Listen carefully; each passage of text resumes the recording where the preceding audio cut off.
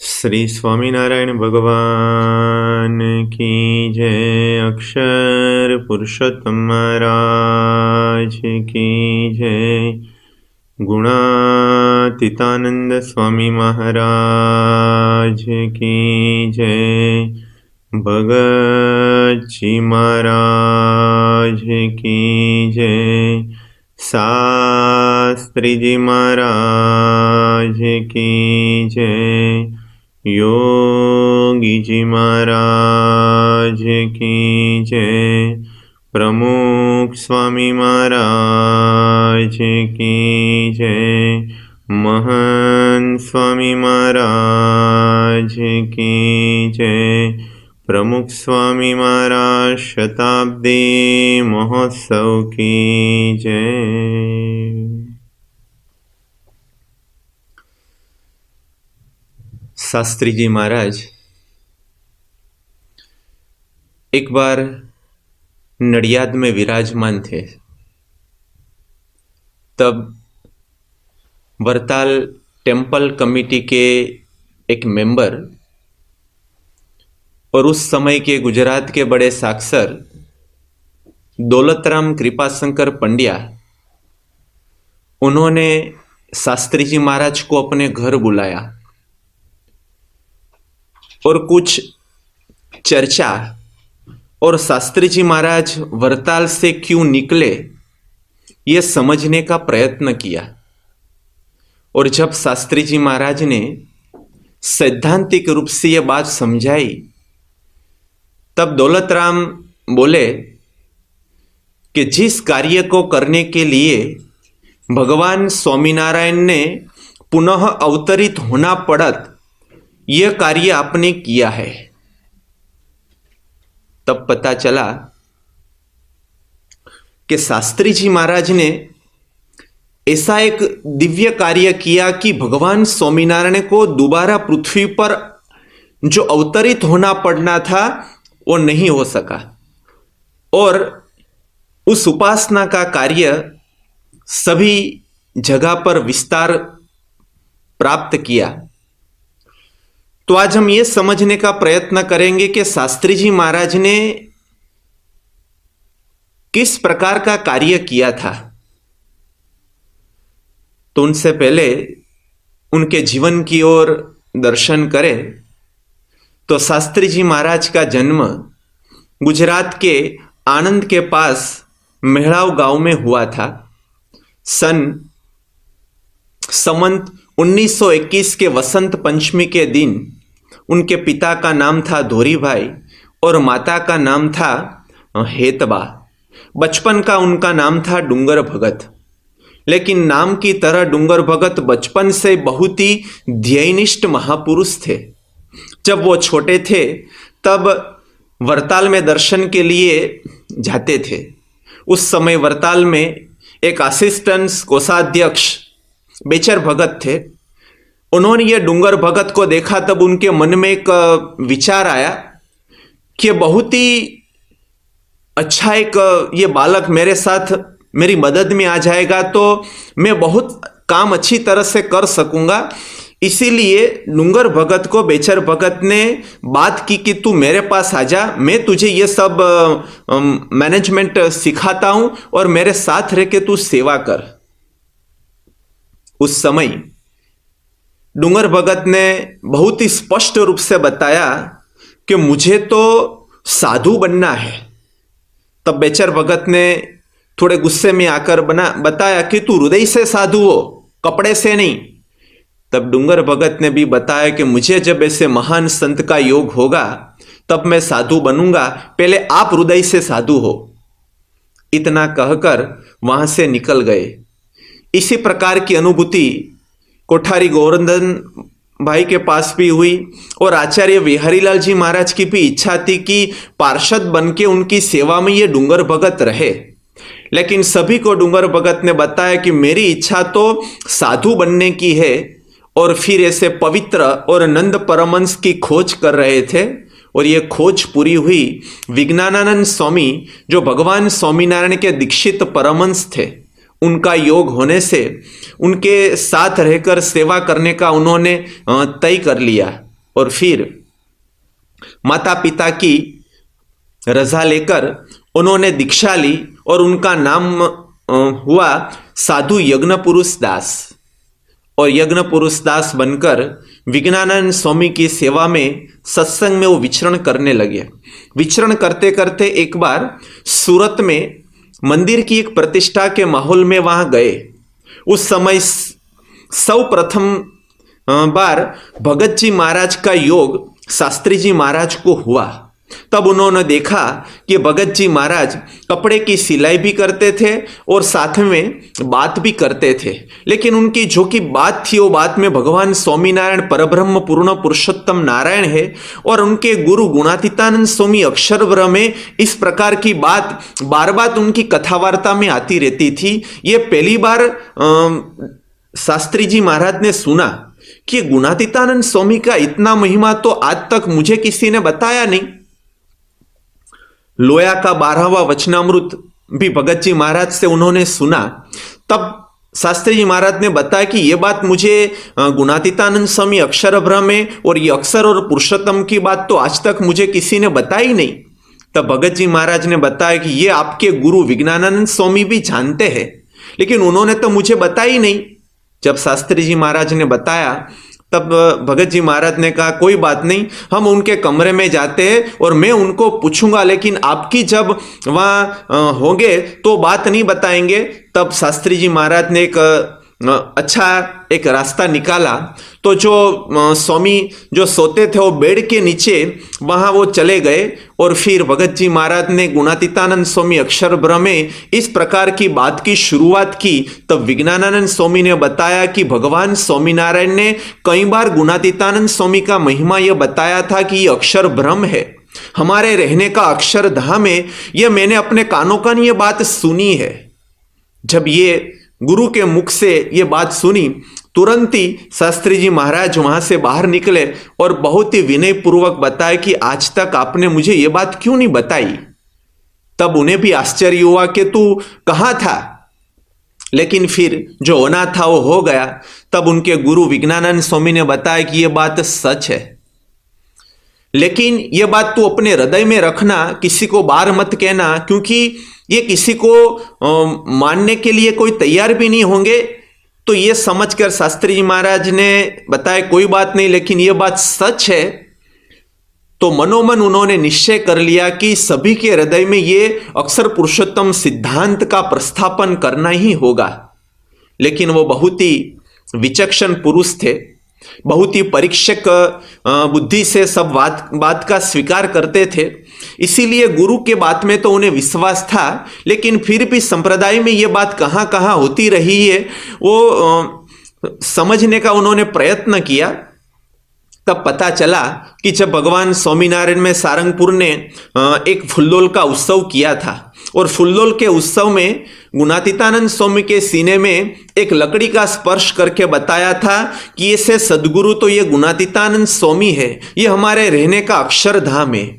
ये जहां हुआ था ये राठौड़ दादल का जो घर था, तो राठौड़ दादल ने यह बात जसागौर नाम के एक भक्त को बताई थी और जसागौर जीवित है यह पता चलते ही शास्त्री जी महाराज जसागौर के पास गए और ये बात उन्हें पूछा कि ये बात सच है। तब जसागौर ने भी बताया कि हाँ, मुझे राठौड़ दादल ने बताया और राठौड़ दादल ने भगवान स्वामीनारायण के स्वयं मुख से यह बात सुनी थी। तब शास्त्री जी महाराज को पता चला कि नहीं, गुणातीतानंद स्वामी अक्षर ब्रह्म यह बात सही है। फिर उन्हें पता चला कि एक भूइका के मालजी सोनी, उसे भी यह बात पता है। जब वरताल में बड़े बड़े सदगुरु सब इकट्ठे हुए थे, तब मालजी सोनी ने गोपालानंद स्वामी को एक बार ऐसा पूछा था कि ये जो सदगुरु है गुणातीतानंद स्वामी की ओर उंगली निर्देश करके ये कौन है।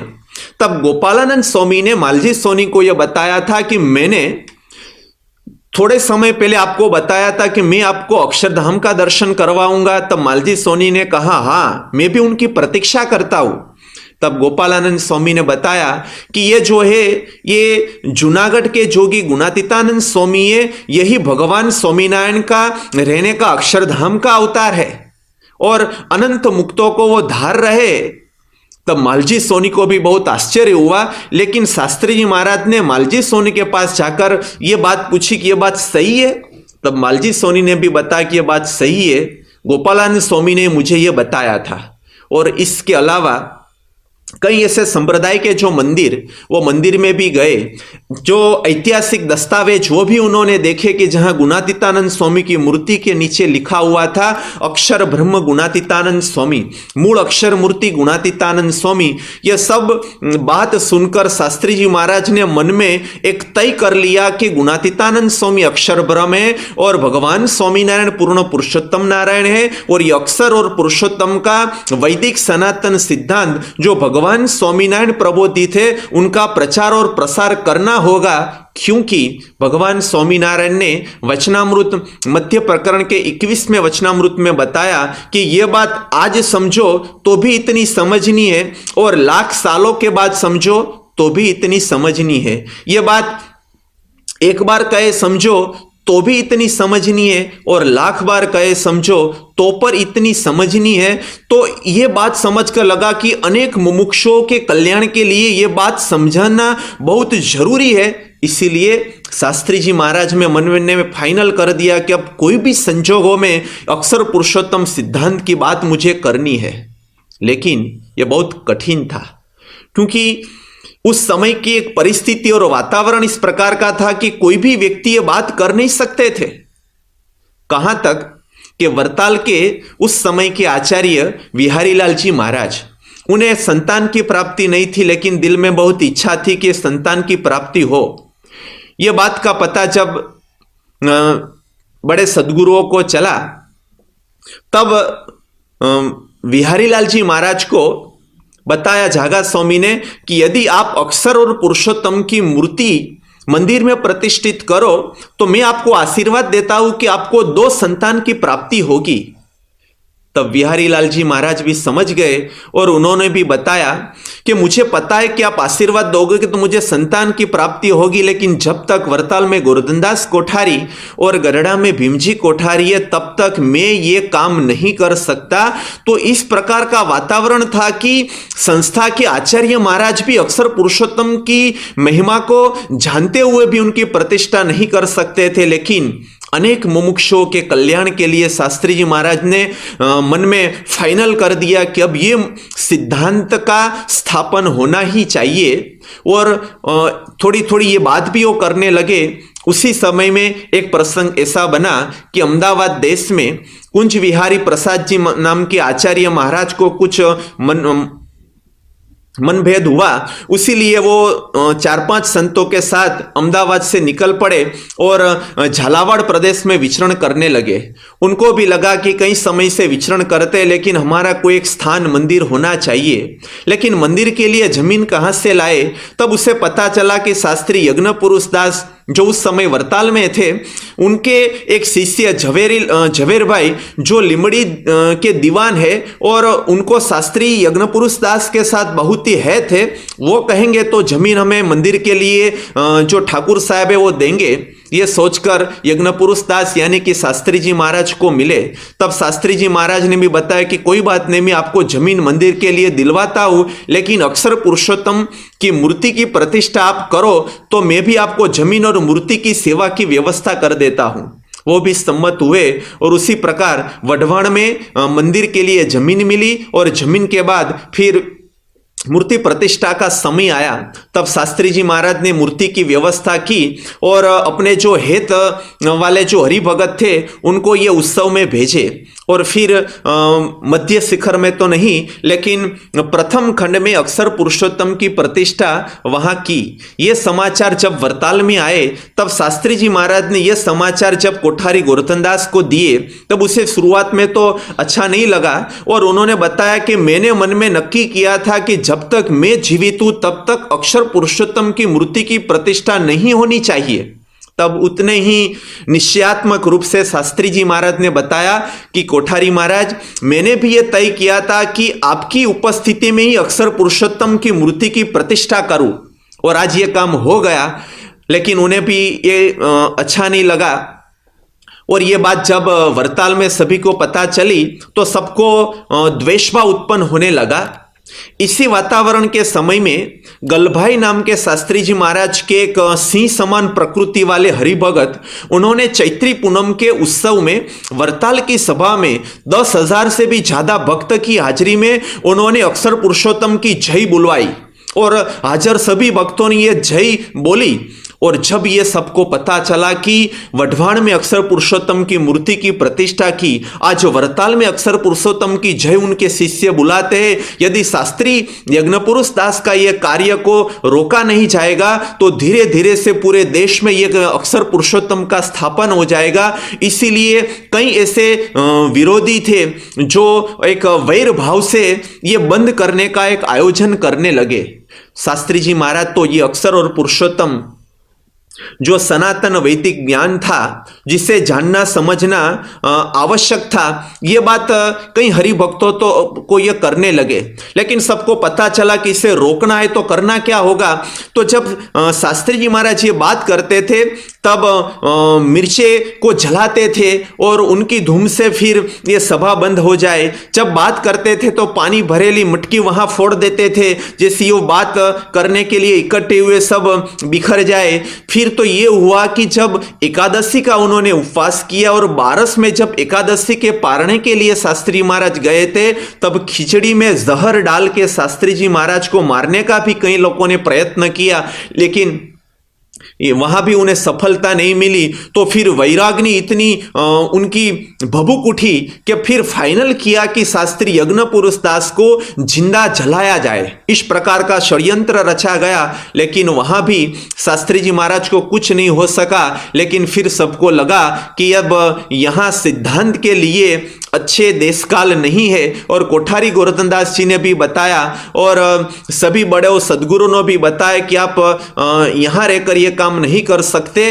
तब शास्त्री जी महाराज ने को भी लगा कि महाराज का जो ये अक्षर पुरुषोत्तम सिद्धांत जो भगवान स्वामीनारायण ने प्रबोधित किया हुआ है, उनके प्रचार प्रसार और स्थापन के लिए मुझे वरताल का त्याग करना पड़ेगा। और फिर 5 संतों के साथ में हरिकृष्ण महाराज के दर्शन करके उनके आशीर्वाद लेकर सिद्धांत के लिए शास्त्री जी महाराज वरताल से निकले। उनके हृदय में से वरताल की महिमा कम नहीं हुई थी, लेकिन भगवान स्वामीनारायण का अक्षर पुरुषोत्तम सिद्धांत का स्थापन करने के लिए शास्त्री जी महाराज वरताल को छोड़कर फिर वो गए। और उनका जाने का एक ही लक्ष्य था कि उपासना और सिद्धांत को मूर्तिमान करना। और अक्षर पुरुषोत्तम उपासना को मूर्तिमान किस तरह से कर सकते हैं, तो भगवान स्वामीनारायण ने वचनामृत में बताया कि उपासना के लिए उन्होंने मंदिर की प्रतिष्ठा की है। तो शास्त्री जी महाराज ने भी सोचा कि परमानेंट ये सिद्धांत की प्रतिष्ठा करने के लिए मंदिर होना बहुत ही जरूरी है, आवश्यक है, अनिवार्य है। तो मंदिर का विचार करने लगे। तब उनके हेत वाले कई हरिभक्तों ने अलग अलग जगह पर, किसी ने बामन गांव में बताया, किसी ने बताया कि आनंद में मंदिर करे। लेकिन शास्त्री जी महाराज की नजर तो भगवान स्वामीनारायण के वचन पर थी। इसीलिए शास्त्री महाराज ने बताया कि भगवान स्वामीनारायण ने काशीदास मोटा नाम के बोचासन के हरिभक्त को एक वचन दिया था कि हम हमारे धाम के साथ आपके गांव में प्रतिष्ठित होंगे, इसीलिए हमें मंदिर तो बोचासन में ही बनवाना है। और ये फाइनल करके फिर बोचासन में मंदिर बनाने की एक शुरुआत हुई। कठिन परिस्थिति में मंदिर की शुरुआत हुई और 1907 में मंदिर की प्रतिष्ठा का अवसर भी आया। ये प्रतिष्ठा को बंद करने के लिए कई जो विरोधी थे, उन्होंने जो गांव के मुखिया थे हीरामुखी, ये हीरामुखी को 5,000 की रुश्वत देकर यह बताया कि आप ये प्रतिष्ठा को रोक दो और शास्त्री यज्ञपुरुष दास के हाथों से यहाँ प्रतिष्ठा नहीं होनी चाहिए। लेकिन शास्त्री जी महाराज की साधुता से प्रभावित हुए ये जो हीरामुखी थे, उन्होंने बताया कि मेरे गांव में इतना अच्छा कार्य होता है तो मैं उन्हें सपोर्ट दूंगा, लेकिन विरोध नहीं करूंगा। तो वहां भी उनको कुछ सफलता नहीं मिली और शास्त्री जी महाराज ने 1907 में बोचासन में अक्षर पुरुषोत्तम महाराज की प्रतिष्ठा मध्य शिखर में करके इस ब्रह्मांड में सर्वप्रथम सबसे पहली बार अक्षर पुरुषोत्तम की प्रतिष्ठा की। यह बोचासन में प्रतिष्ठा हुई, तब से यह बीएपीएस संस्था की स्थापना हुई। बीएपीएस संस्था का फुल फॉर्म है बोचासन वासी अक्षर पुरुषोत्तम स्वामीनारायण संस्था, यानी कि बोचासन में सबसे पहले अक्षर पुरुषोत्तम महाराज की प्रतिष्ठा हुई, इसीलिए संस्था का नाम भी शास्त्री जी महाराज ने BAPS रखा, बोचासन वासी अक्षर पुरुषोत्तम संस्था रखा। बोचासन में प्रतिष्ठा होने के बाद दूसरी नजर शास्त्री जी महाराज की थी सारंगपुर में मंदिर करना, क्योंकि सारंगपुर में भी भगवान स्वामीनारायण में रोजे घोड़े पर सवार होकर वहां मंदिर का खात किया था, लेकिन तब वो मंदिर नहीं हो सका। लेकिन भगवान स्वामीनारायण की इच्छा है यह समझकर शास्त्री जी महाराज ने वहां मंदिर की शुरुआत की, लेकिन चारों ओर से विरोध भी इतना था और कई ऐसी कठिन परिस्थितियों का सामना करना था। कोई भी व्यक्ति हिम्मत खो दे, इस प्रकार की परिस्थिति होती थी, क्योंकि किस प्रकार का विरोध होता था। शास्त्री जी महाराज एक बार एक साथ में संत, उनका नाम था प्रेमवती दास, ये प्रेमवती दास को लेकर शास्त्री जी महाराज बड़ौदा में गए थे। तब वहां एक कृष्ण प्रिय दास नाम के एक संत थे, वो उन शास्त्री जी महाराज के विरोधी थे।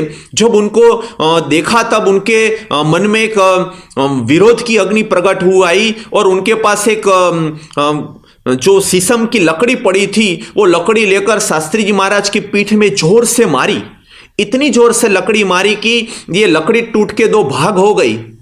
फिर भी शास्त्री महाराज ने उनका विरोध भी नहीं किया, उनके सामने दो शब्द भी नहीं किए। लेकिन जब हरिभक्त को खबर पड़ी तब उन्होंने पुलिस बुलवाने की बात की। तब शास्त्री महाराज की साधुता, अजात शत्रु पुरुष थे, उनके लिए कोई शत्रु नहीं थे। वो कई लोगों के लिए शत्रु लोग गलतफहमी से मानते थे, लेकिन शास्त्री जी महाराज ऐसे महान पवित्र संत थे कि उनके हृदय में किसी के प्रति कोई शत्रु भाव नहीं था। तब शास्त्री महाराज ने बताया कि हमें कोई भी प्रकार की कार्यवाही पुलिस के लिए नहीं करनी है, खराब लगेगा तो उन्होंने वो भी सहन कर लिया, लेकिन विरोध नहीं किया। उसी प्रकार से बार बार इस प्रकार का विरोध, मारने का प्रयत्न, काम को बंद रखने का प्रयत्न होता रहता था। लेकिन शास्त्री जी महाराज ये सब विरोध के बीच में भी ये भगवान स्वामीनारायण प्रबोधित अक्षर पुरुषोत्तम सिद्धांत का कार्य करने के लिए बहुत ही वो एक मक्कम निर्धार से कार्य कर रहे थे। जब सारंगपुर मंदिर में उन्होंने ये मंदिर का कार्य शुरू किया तब किस प्रकार की परिस्थिति थी। जब भी कोई भी कार्य करते तो सबसे पहले एक फूड की व्यवस्था यानी कि खाने की व्यवस्था करनी पड़ती होती है। लेकिन शास्त्री महाराज के समय में जब सारंगपुर मंदिर का कार्य चालू था तब कोई भी प्रकार की पौष्टिक भोजन की व्यवस्था नहीं थी। एक बार हरिदास नाम के शास्त्री जी महाराज के एक संत जो किचन की व्यवस्था में थे, वहां नागजी सेठ नाम के एक हरि भगत आए और 500 ग्राम जितना तेल की एक छोटी सी शीशी देकर गए और बताया कि आप ये इनका यूज करना। लेकिन कई दिनों के बाद जब नागजी सेठ आए तब तेल तो इतना ही था, थोड़ा सा भी कम नहीं हुआ था। तब वो संत को पूछा कि ये तेल कम क्यों नहीं हुआ। तब हरिदास जी ने कहा कि आप तेल देकर गए लेकिन सब्जी के बिना किस प्रकार के हमारे पास कोई ऐसा वेजिटेबल्स ही नहीं है, तो फिर हम सब्जी किस प्रकार से बनाएं।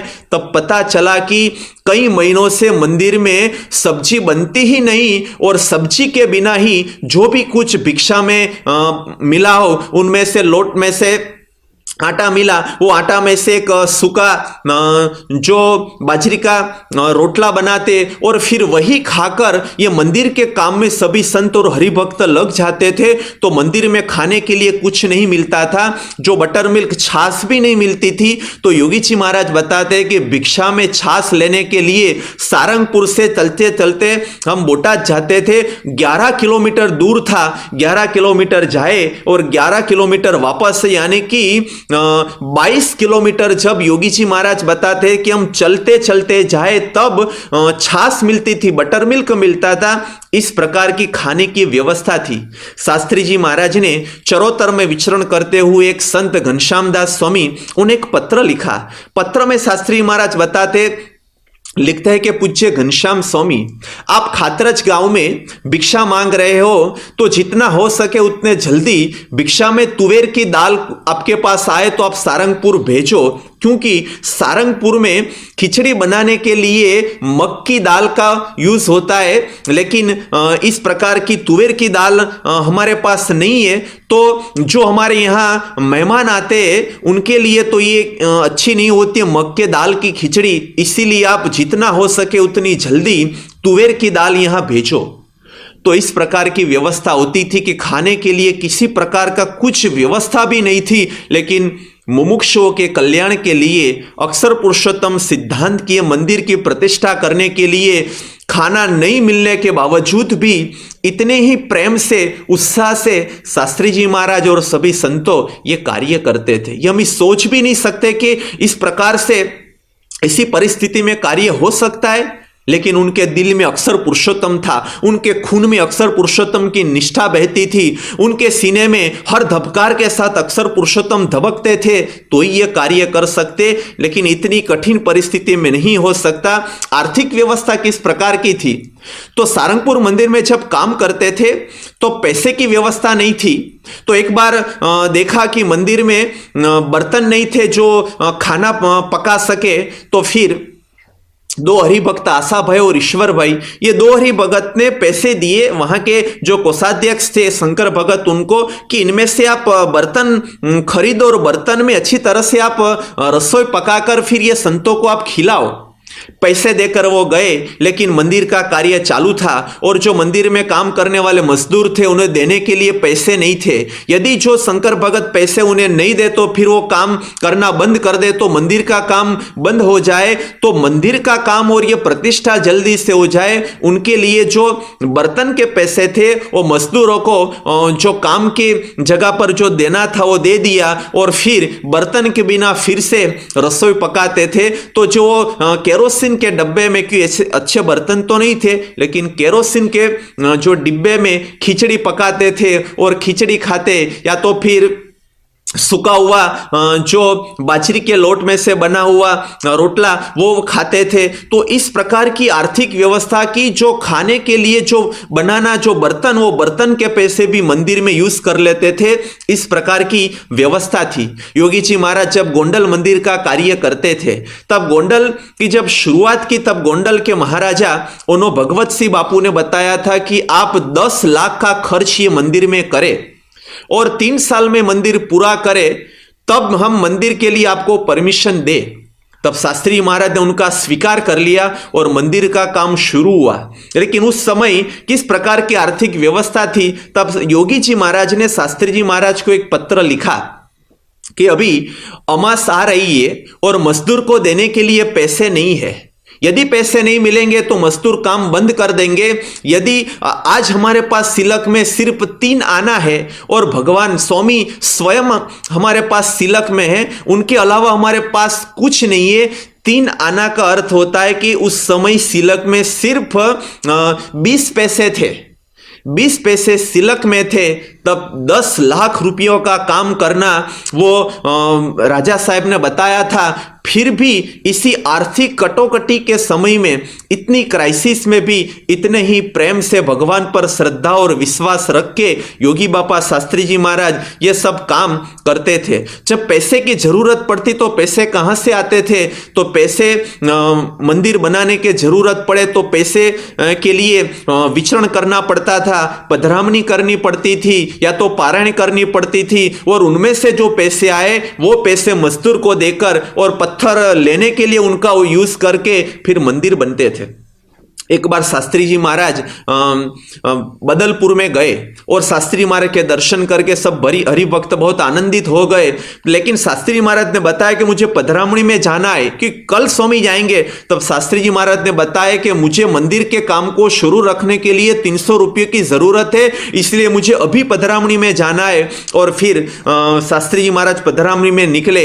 एक घर में गए, 2-3 पैसे, कोई 50 पैसे, कोई 1 रुपया, ऐसे करते पूरे दिन भर पधरामणी करने के बाद 300 रुपया इकट्ठे होते ही शास्त्री महाराज तुरंत ही वहां से चले गए और मंदिर अक्षर पुरुषोत्तम उपासना उनको मूर्तिमंत करने के लिए ये पैसे वहां यूज कर दिए। तो ऐसा जब भी कुछ जरूर पड़ती तब शास्त्री जी महाराज इस प्रकार से पधरामणी या तो विचरण करके पैसे को इकट्ठे करते और मंदिर का काम शुरू करते।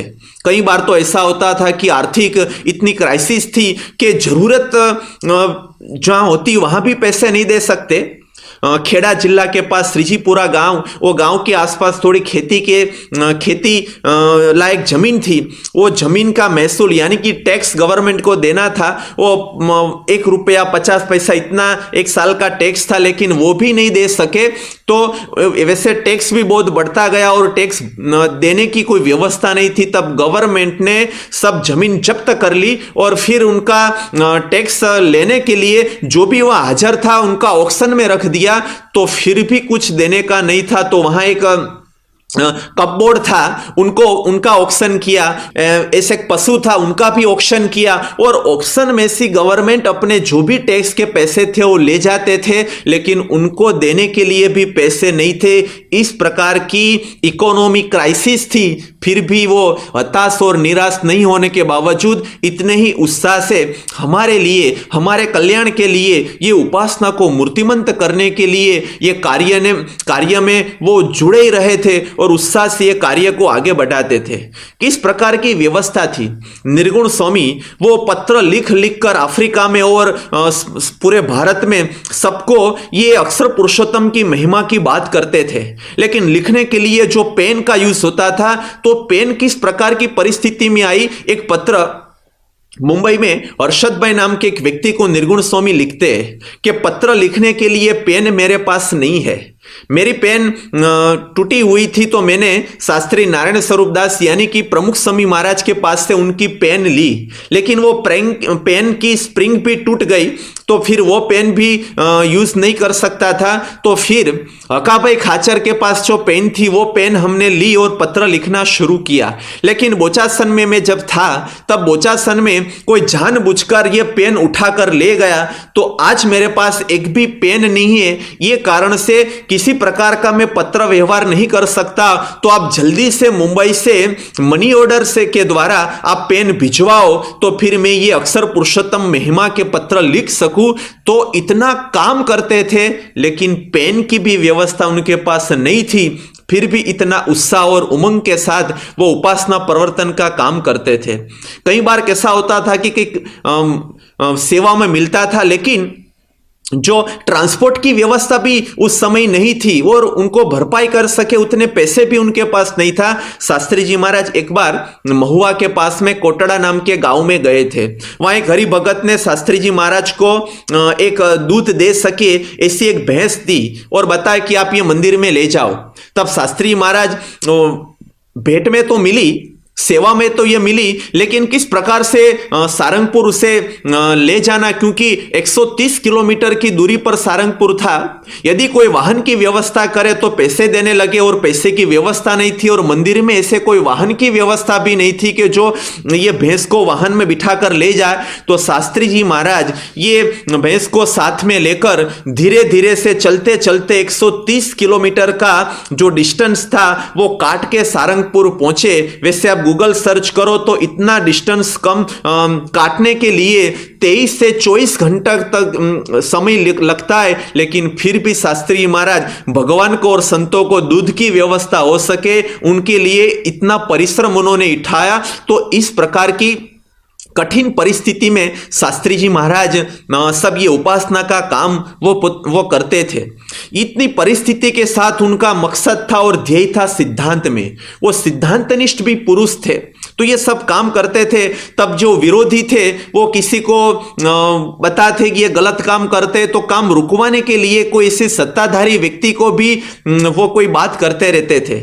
जब सारंगपुर में मंदिर की प्रतिष्ठा का अवसर नजदीक आ रहा था, तब जो जमीन देने वाले थे लिमड़ी के जो ठाकुर साहब, वो जब वहां आए तब कई विरोधियों ने बताया कि ये प्रतिष्ठा होने वाली है, लेकिन मंदिर में ये अपने गुरु झागा और प्रागा की मूर्ति की प्रतिष्ठा करने वाले हैं, हमारे इष्टदेव की प्रतिष्ठा नहीं करने वाले। ऐसी जब उसे बात मिली तब वो ठाकुर साहब जब मंदिर देखने के लिए आए और शास्त्री जी महाराज को पूछा कि मंदिर के मध्य शिखर में आप किन मूर्ति की प्रतिष्ठा करने वाले हो।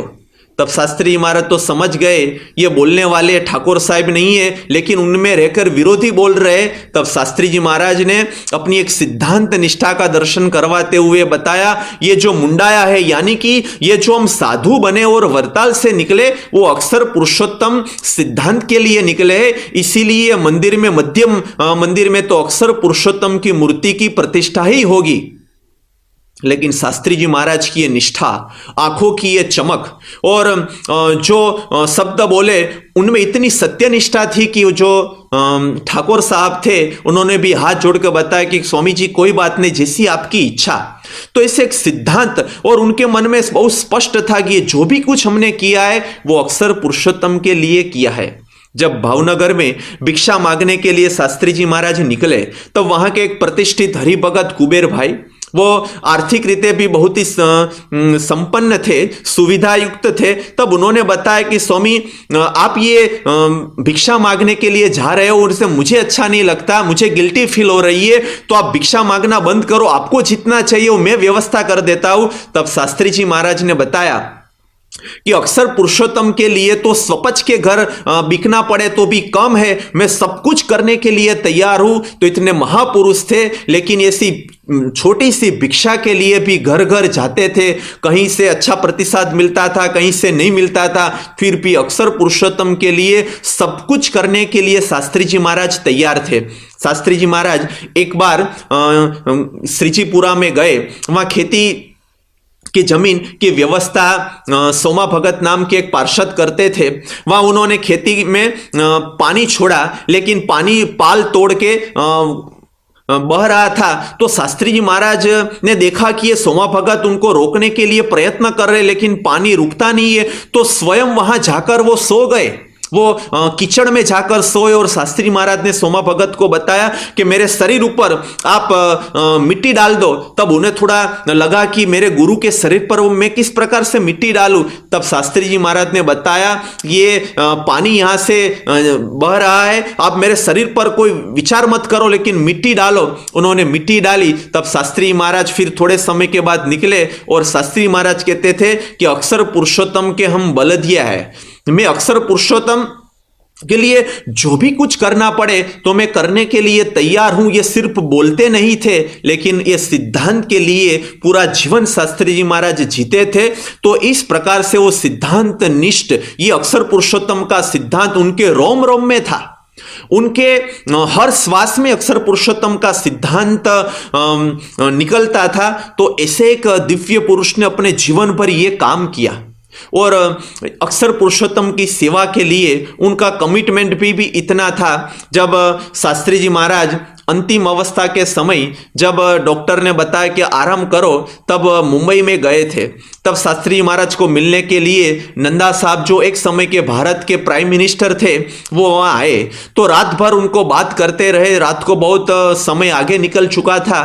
तब सेवक संत ने बताया कि स्वामी, डॉक्टर ने बताया कि आपको यहाँ रेस्ट करने के लिए आए हुए, तो आप बहुत ज्यादा बोलो मत। तब शास्त्री जी महाराज ने बताया कि अक्सर पुरुषोत्तम की सेवा करते करते यदि देह मेरा गिर जाए तो भी ये सफल होगा, क्योंकि अक्सर पुरुषोत्तम की सेवा यही जीवन का परम लक्ष्य है। तो अपने शरीर की चिंता छोड़ के भी अक्सर पुरुषोत्तम की सेवा करते थे। शास्त्री जी महाराज के दोनों पैर में बहुत ही तकलीफ थी, वो चल नहीं सकते थे, तो भी वो पधरामणी और सत्संग के लिए जाते थे। तो सेवक संतों या तो हरिभक्तों के हाथ पर बैठकर वो सभी को ये बात करने के लिए घर घर घूमते थे।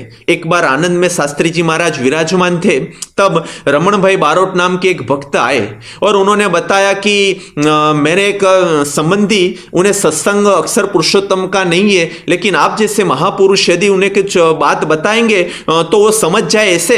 तो स्वामी ने बताया कि चलो हम जाते हैं। दोपहर का शाम का 4 साढ़े 4 का समय था। शास्त्री महाराज निकले, दोनों पैर में उन्हें बहुत ही दर्द था, फिर भी वो गए। तब हरि भगत ने बताया कि स्वामी, इतनी कोई इमरजेंसी नहीं है, हम सब व्यवस्था करके जाएंगे, क्योंकि अभी कोई वाहन की व्यवस्था भी नहीं है। लेकिन एक व्यक्ति को अक्सर पुरुषोत्तम की निष्ठा करवाने के लिए शास्त्री जी महाराज निकले, लेकिन पैर में बहुत दर्द था, तो थोड़े चलते चलते गए, लेकिन दर्द असह्य हुआ तो फिर थोड़ी रेस्ट लेने के लिए वहां बैठ गए। उन्होंने बताया कि स्वामी आप वापस जाओ, मैं कोई वाहन की व्यवस्था करके आता हूं, फिर आपको ले जाऊंगा। स्वामी ने बताया कि नहीं, हम जाएंगे। और फिर आगे बढ़े गए, थोड़े चलते फिर दर्द असह्य हुआ, वापस में वो बैठ गए। शास्त्री जी महाराज तो मक्कम थे कि हमें जाना है, लेकिन हरिभगत शास्त्री जी महाराज के दर्द देखकर वो दुखित और द्रवित हो गए। तब उसे कुछ विचार नहीं आया कि मैं क्या कर सकूं, किस प्रकार की मदद शास्त्री जी महाराज को कर सकूं। फिर भगवान की कृपा से एक विचार आया, तब बताया, शास्त्री जी महाराज को बताया कि स्वामी एक काम करो, आप चल नहीं सकते हो, लेकिन आप मेरे कंधे पर बैठ जाओ, मैं आपको कंधे पर बिठाकर अपने घर तक ले जाता हूं। तो अब शास्त्री महाराज बताए कोई बात नहीं। और फिर बाजार में से जब निकले तब रमनलाल जो हरिभगत उनके कंधे पर शास्त्री जी महाराज बैठ गए, और इसे दर्द के साथ और इस प्रकार की परिस्थिति के साथ शास्त्री महाराज गए और एक व्यक्ति को बात करके अक्षर पुरुषोत्तम की निष्ठा करवाई। तो ऐसे तो कई प्रसंग है कि अपनी शरीर की भी चिंता, अपने दर्द की भी चिंता नहीं करके उन्होंने इस प्रकार के अक्षर और पुरुषोत्तम उनका उपासना का प्रवर्तन किया। तो ऐसे एक महापुरुष थे कि जैसे उनके जीवन में जितना भी हम अभ्यास करते, जितना भी दर्शन करते, तो हमारे रोम रोम में भी अक्षर पुरुषोत्तम की निष्ठा, हमारे सीने में भी अक्षर पुरुषोत्तम और हृदय में ये धबकने लगती है कि हमें भी बस इसके लिए कार्य करना है। और शास्त्री जी महाराज ने यह सत्य सिद्धांत जो भगवान स्वामीनारायण प्रबोधित था, तो शास्त्री जी महाराज ऐसे बोलते थे कि सच्चे देवल यानी कि सच्चे मंदिर, ये सिद्धांत सच्चा है तो सबको उनकी समझना पड़ेगा और सब उनको समझेंगे। इस प्रकार की बात बार बार शास्त्री जी महाराज करते थे, क्योंकि सत्य सिद्धांत के लिए बताया हुआ है कि सत्य प्राचीन या तो अर्वाचीन किसी के सामने वो झुकता नहीं है, हर किसी को उनके सामने झुकना पड़ता है। सत्य में वो जयते, तो सत्य का हमेशा जय होता है। उसी न्याय से शास्त्री जी महाराज ने इस प्रकार का कार्य किया। सत्य सिद्धांत के लिए उन्होंने अपने पूरे जीवन का बलिदान दे दिया, लेकिन बात सच्ची और सत्य सिद्धांत था और भगवान स्वामीनारायण प्रबोधित था और हमारा वैदिक सिद्धांत था, जो अक्षर पुरुषोत्तम की बात उपनिषद में और श्रीमद् भगवत गीता में और ब्रह्मसूत्र में थी, तो उनका प्रचार और प्रसार होना ही चाहिए और सबको एक समय ऐसा आएगा कि उनका स्वीकार करेंगे। समय बीतता बीतता आज के समय में हम देखें तो शास्त्री जी महाराज ने यह सिद्धांत के लिए जो परिश्रम उठाया, योगी जी महाराज ने जो परिश्रम उठाया, प्रमुख स्वामी महाराज ने जो परिश्रम उठाया और आज परम पूज्य मोहन स्वामी महाराज ये सिद्धांत के लिए जो भी कुछ कार्य करते हैं, तो आज पता चलता है कि शास्त्री जी महाराज जो बोले थे कि साचे देवल पर घंट बजेगा, वो मंदिर की भगवान की ये सिद्धांत की आरती होती रहेगी। तो आज हमें पता चलता है ये वैदिक सिद्धांत था।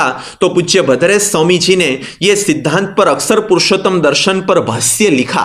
शंकराचार्य जी ने शुरू की हुई ये परंपरा में आज के वो 7वें आचार्य बनकर काशी के विद्वत परिषद ने उनका स्वीकार किया। उनके साथ गुजरात में, कर्नाटक में, मध्य प्रदेश में कई यूनिवर्सिटी के वाइस चांसलर उन्होंने भी ये सिद्धांत का स्वीकार किया, उनका बहुमान किया, उनका सम्मान किया और सब लोग एक आवाज से बोलने लगे कि अक्षर पुरुषोत्तम सिद्धांत सनातन वैदिक सिद्धांत है। तो आज पूरे विश्व में यह सिद्धांत की बात का स्वीकार हो गया। तो आज हमें पता चलता है कि शास्त्री जी महाराज ने किया हुआ कार्य कितना सच्चा था। शास्त्री जी महाराज ने शुरुआत एक बोचासन मंदिर से की थी, कोई प्रकार की व्यवस्था नहीं थी। तब कई लोग ऐसा बोलते थे कि ये एक भी मंदिर पूरा नहीं कर सकेंगे और यहाँ से उन्हें निकल जाना पड़ेगा। लेकिन एक मंदिर से शुरू ही ये बीएपीएस संस्था में आज 1200 से भी ज्यादा पृथ्वी के 5 खंडों में अक्षर पुरुषोत्तम के मंदिर है। शास्त्री जी महाराज जब वरताल से निकले तब उनके साथ में सिर्फ 5 संत थे जो शास्त्री जी महाराज के कार्य को सपोर्ट करते थे। तब ये किस तरह से होगा, कोई समझेंगे या नहीं समझेंगे, इस प्रकार की एक द्विधा रहती थी। लेकिन आज के समय में देखें तो 1000 से भी ज्यादा संत आज ये बीएपीएस संस्था में इस कार्य को, ये सनातन सिद्धांत के प्रचार प्रसार और मुमुक्षु के कल्याण के लिए वो प्रयत्न कर रहे हैं। शास्त्री जी महाराज जब बोचासन में मंदिर करते थे तब हीरामुखी को समझाकर बताते थे सब वो विरोधी कि आप ये मंदिर में प्रतिष्ठा न होने दो। तब उसे पता नहीं चाहते कि आज बोचासन मंदिर में प्रतिष्ठा न हो, इसीलिए हम ये विरोध करते हैं। लेकिन आज के समय में मिडल ईस्ट में अबू धाबी में सामने से मंदिर बनाने के लिए इतनी जमीन दी और मंदिर का काम भी हो गया। अक्षरधाम का कार्य अभी अमेरिका में भी चल रहा है, लंदन में भी मंदिर हो गया। तो सभी जगह पर इतने बड़े बड़े मंदिर की प्रतिष्ठा होगी। उस समय वो द्वेषी जो थे उन्हें पता नहीं था, लेकिन सत्यमेव जयते, सत्य का हमेशा जय होता है। शास्त्री महाराज जब निकले तब उंगली से गिन सके इतने बहुत ही कम हरि भक्त ये सिद्धांत को समझते थे और शास्त्री जी महाराज को सपोर्ट देते थे। तब सबको लगता था कि ये काम ज्यादा व्यक्ति को नहीं समझा सकेंगे। लेकिन आज के समय में हम देखें तो पूरे विश्व भर में लाखों व्यक्ति आज हरि भक्त, आप जैसे कई हरि भक्त पूरे भारत से लेकर समग्र विश्व में अक्षर पुरुषोत्तम सिद्धांत को समर्थन देते, समझते हैं। इतना नहीं, लेकिन अक्षर रूप बनकर पुरुषोत्तम की भक्ति करनी, ये रहस्य को अपने जीवन में चरितार्थ करने का प्रयत्न भी कर सकते। जब शास्त्री जी महाराज ने संस्था की शुरुआत की तब 2 से 3 प्रवृत्तियां चलती थी, लेकिन आज ये संस्था में 162 से भी ज्यादा प्रवृत्ति अलग अलग प्रकार की चलती है, क्योंकि सत्य सिद्धांत था, सत्यमेव जयते, सत्य का हर हमेश विजय होता है। उसी प्रकार से आज शास्त्री जी महाराज ने जो भगवान स्वामीनारायण प्रबोधित सिद्धांत था, लेकिन मुमुक्षुओं के कल्याण के लिए उन्होंने अनेक मुश्किलें सहन की, अनेक ऐसी कठिन परिस्थितियों के सामने वो डिगे नहीं, वो निराश नहीं हो गए, वो हताश नहीं हो गए, लेकिन उनकी साधुता और उनकी जो ध्येयनिष्ठ जो सोच थी, उनसे आज पूरे विश्व में ये अक्षर पुरुषोत्तम का सिद्धांत वाले मंदिर और सब उनका स्वीकार कर रहे। और सबको पता चलता है कि मुमुक्षुओं को मुक्ति के लिए अक्षर रूप होकर पुरुषोत्तम की भक्ति करनी ये सही सिद्धांत है। तो इस प्रकार शास्त्री जी महाराज अपना पूरा जीवन, योगी जी महाराज, उस समय के जो भी कोई हरि भगत थे, उन्होंने अपना तन मन धन अपने गुरु शास्त्री जी महाराज के वचन पर कुर्बान करके आज ये बड़े, जैसे आप गढ़ड़ा में दर्शन करो, सारंगपुर में दर्शन करते, बोचासन में दर्शन करते, अटलादरा में दर्शन करते, गोंडल में दर्शन करते, तो इतने भव्य और दिव्य 5 शिखरबद्ध मंदिरों की प्रतिष्ठा शास्त्री जी महाराज ने अपने समय में करके ये सिद्धांत को यावत चंद्र दिवाकरो कर दिया था। तो आज हमें भी ये सिद्धांत प्राप्त हुआ है, हम भी ये सिद्धांत के अनुरूप भगवान की भक्ति करते हैं। तो हम भी प्रार्थना करें कि जिस प्रकार की सिद्धांत निष्ठा शास्त्री जी महाराज के जीवन में थी, उसी प्रकार की सिद्धांत निष्ठा हमारे दिल में भी रहे। शास्त्री जी महाराज जिस प्रकार से सिद्धांत को समझे थे, उसी प्रकार से उनकी ही कृपा से, महंत स्वामी महाराज के आशीर्वाद से ये सिद्धांत को हम अच्छी तरह से समझ सके।